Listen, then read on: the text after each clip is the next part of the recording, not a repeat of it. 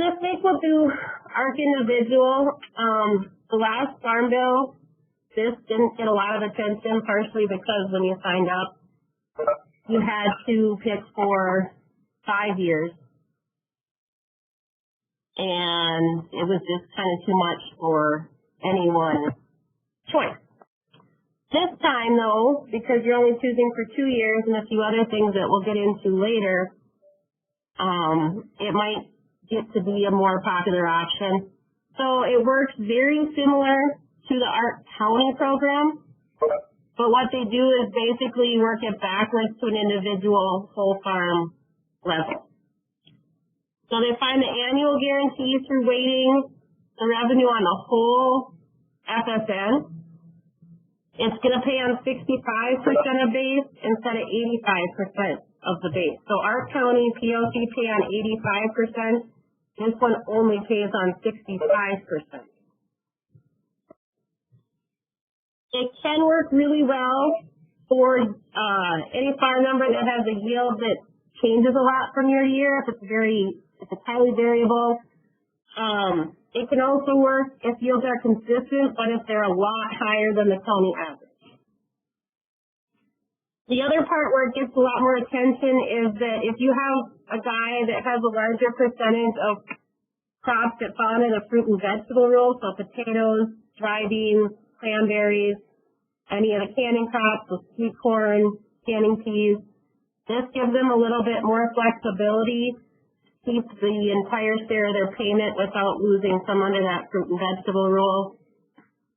And it can also work really well if 100%.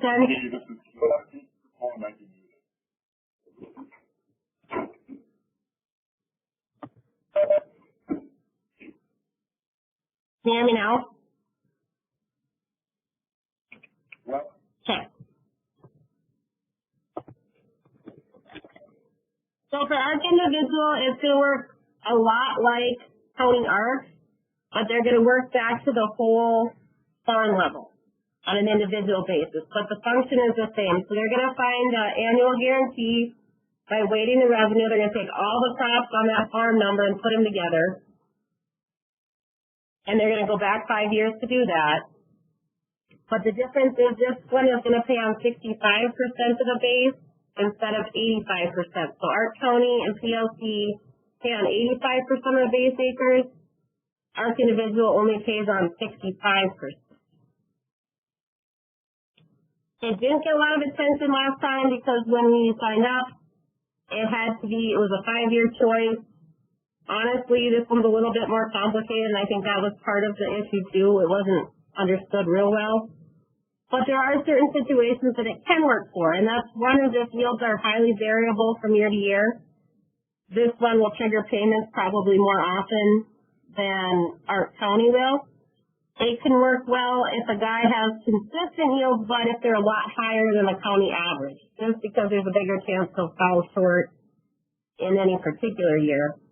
But where it probably works the best is if you have a guy that has a large percentage of crops that fall under the fruit and vegetable rule. This gives him more flexibility without cutting into his payment. So if you have potatoes, dry beans, sweet corn, canning peas, any of that stuff, he'll have more available acres to put those crops in without reducing his ARC payment.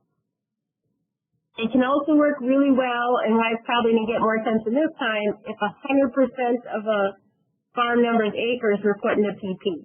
And it has to be 100%, and we'll get into that. But if you plant even 1 acre, it'll change the way it calculates it.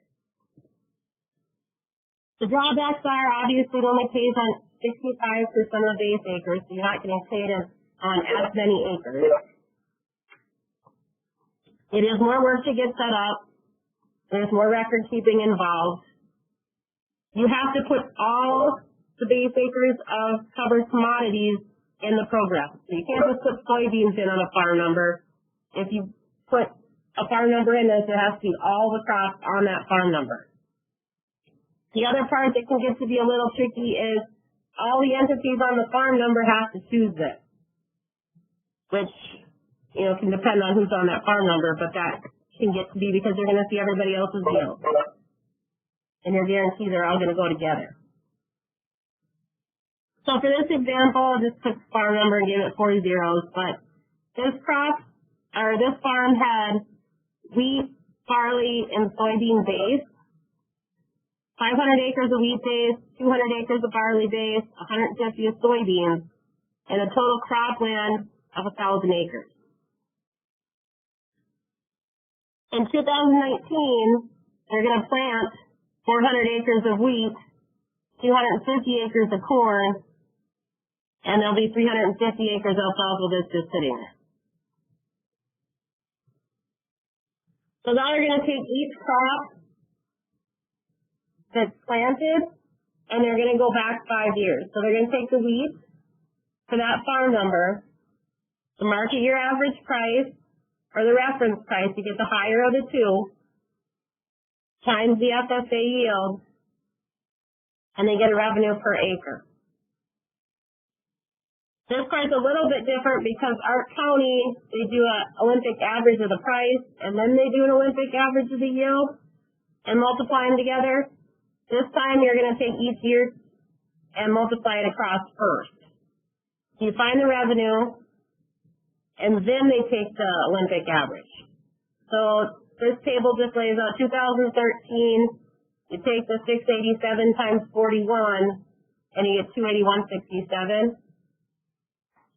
In 2014, you take 599 times 51, and you get 309.49. That ends up being a high, so it gets kicked out. Revenue per acre, Olympic average is $249.72. Then what you do is you take the weight of the total acres. So you take the planted wheat acres, divide by the total of the program commodity. So that alfalfa that was there gets left out. You're just going to add the corn and the wheat acres. In this case, 61.54% of his planted area is wheat.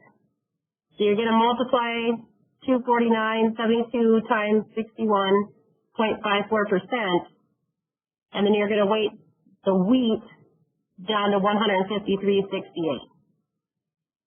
So that's just the wheat portion of it. Then they're going to go through and do the same thing for corn. Same process. They're going to take 13 through 17 to start with. When we move to the next crop year, these will all roll forward. So the same process, market year average price for 2013 was 446. They take it times the FSA yield of 120. Ends up being 535.20. That one gets kicked out eventually, but you're going to take an Olympic average of the revenue per acre. So for this farm, it'd be $596.33. And now you're going to just take corn as a portion of the total planted area. So 38.46% of this farm number's planted acres went to corn. You take that 38.46% and times it by the Olympic average revenue. In this case, that gives you $229.35. So I took the result from those two tables, 153.68, and you add them together. So wheat was 153.68, corn was 229.35. This farm benchmark for 2019 is 383.03. That's the same as what the county benchmark would be under Arc County. You take that times 86%, 383.03 times 86% is $329.41 an acre. That's this farm number is guaranteed. They're going to go and do this for every single farm number that that operator is on. Or at least the ones that they enroll in it.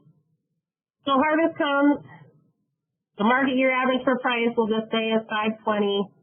They got 45 bushel wheat on the 400 acres they planted, and they're just going to multiply that across to get total revenue. The corn, we're going to pretend something really, really horrible happened to the corn. It got totally wiped out, so they got 0 for a yield. The market year average price is $360. They planted 250 acres, but you still have a 0 for revenue. And then they're going to go back and weight that again. So that producer's revenue, the $234 per acre, and then you have a 0 for the corn. You get $144 when you go back and weight it out. So what percent was what? So the guaranteed revenue for this farm was $329.41. Their actual revenue, because the corn was the 0, is $144. They're $185.41 short of their guarantee. They don't get that whole $185.41 because there's still a 10% cap of the benchmark. So the biggest payment they can get out of this is $38.30. So even though they had a total disaster on the corn, they're going to max out long before that whole shortfall is paid out. They will get a nice payment, and they may not have gotten anything under our county. We don't know, because we don't know what caused the corn loss. But then they're going to take base acres. So now we go back to the base acre table at the beginning. There's 850 total base acres times 65%, because that's all that are eligible. There's 552 acres on this farm number that are eligible. We'll say he has a 100% share just to make it cleaner.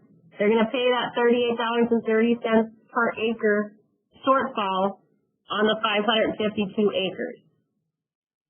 So he'll get a payment for $21,161. So they make the calculation off the planted, but your payment is off the base. And that's where probably the biggest confusion is going to come. Another example, just to show how this works with PP, is that we're going to take the same base acres. I didn't change anything on that table, but say for planting wheat, they put in 200 acres of wheat, 150 acres of corn. Alfalfa's already there, but they had to PP 300 acres on that farm number. Same calculation as before, but you're going to get a different weight on the acres because of that PP takes some of the ground out. It's only on the planted. The PP doesn't count in this calculation. They get no credit for it whatsoever. So you're going to have 57% of the acres going to wheat, and a little bit more of it's going to go to corn. So you're going to rely more heavily on the corn calculation. So you're going to get 42% of the acres to corn. Now the farm's weighted benchmark average is 398.22. Take that times 86%, and you get 342.47. So the only difference here is that because of those 300 acres are taken out in PTs, you have to readjust how much weight each crop is getting in the calculation. So if you have a lot of PP, in this case, it would make more sense to put it on your higher, to plant more of your higher revenue crop on what does get planted. So harvest comes, we'll still say market year average price for wheat is $5.20. Actual yield is 45.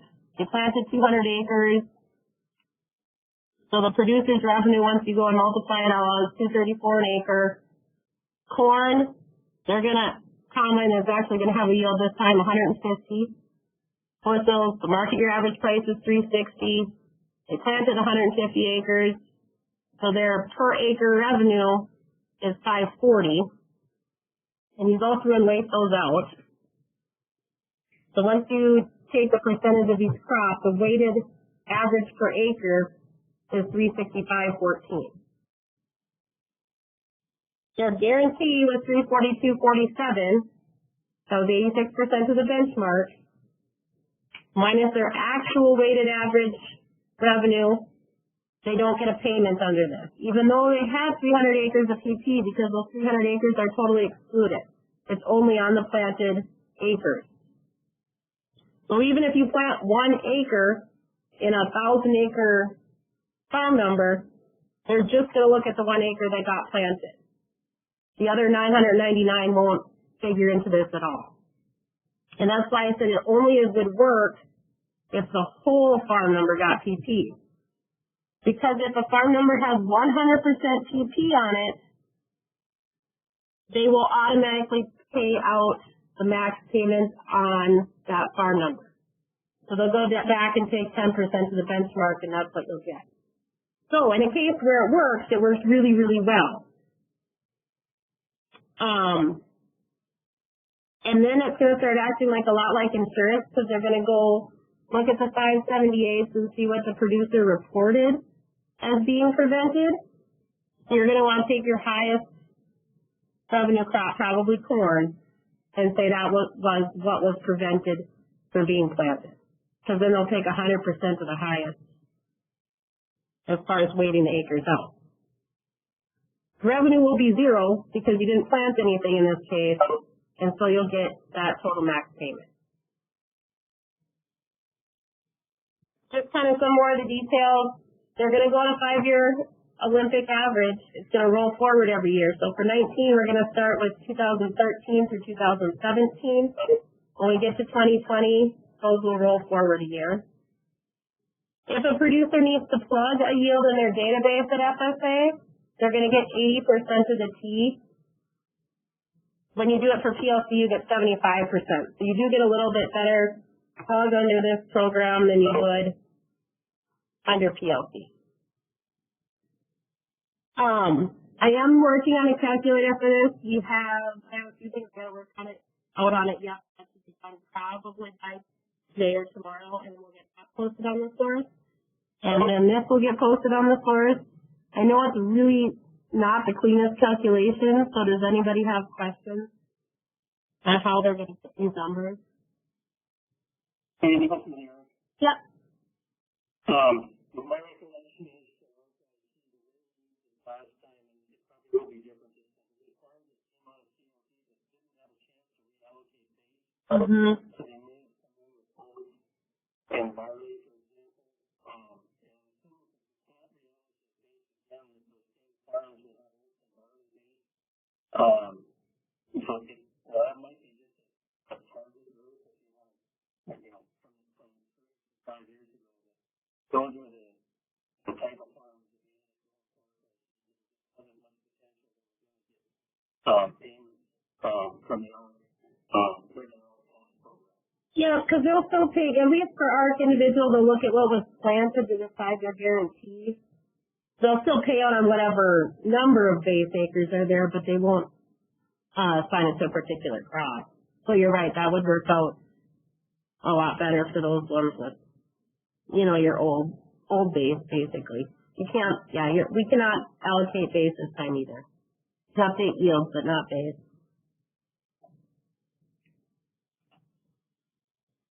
Anything else? All right. Well, if you have any questions, you can find me or Rob or Hoot, and we'll go from there. Thank you for calling in.